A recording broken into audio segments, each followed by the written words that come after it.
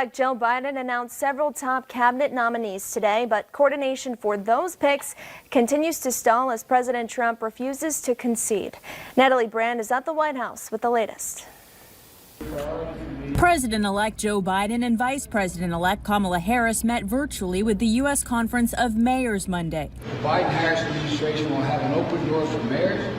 Before the meeting, the former vice president released the names of his picks for several key posts. Mr. Biden has chosen Tony Blinken for Secretary of State, Jake Sullivan as National Security Advisor, and Linda Thomas Greenfield to become the next U.S. ambassador to the United Nations. I know Tony. He's outstanding.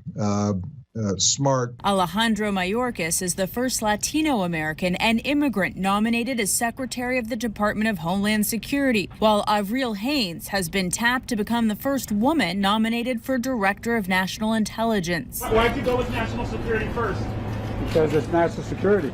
Protesters gathered outside of the General Services Administration, which is still blocking the transition, including mandatory background checks for Mr. Biden's nominees. The GSA's deputy administrator is expected to brief federal lawmakers next week. Here at the White House, President Trump is still refusing to concede, even as more Republicans call on him to do so and officially begin the transition. It's time for them to stop the nonsense. President Trump's legal team is appealing a federal judge's dismissal of a lawsuit to block certification of votes in Pennsylvania.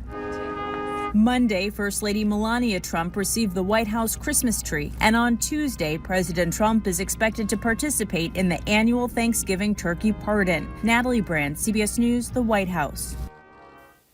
Biden has also chosen former Secretary of State John Kerry to serve as presidential envoy for climate.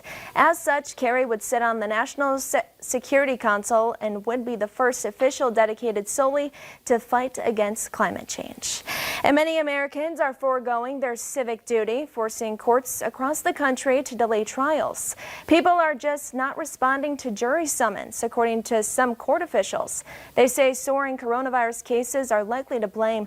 About 24 U.S. district courts across the country have suspended jury trials and grand jury proceedings because of no jury duty no-shows. This as courts are under pressure to resume trials after the pandemic created a case backlog. And there have now been over 12 million confirmed cases of coronavirus in the U.S., but that number could be nearly double by Inauguration Day. That's according to a new forecasting model developed at Washington University.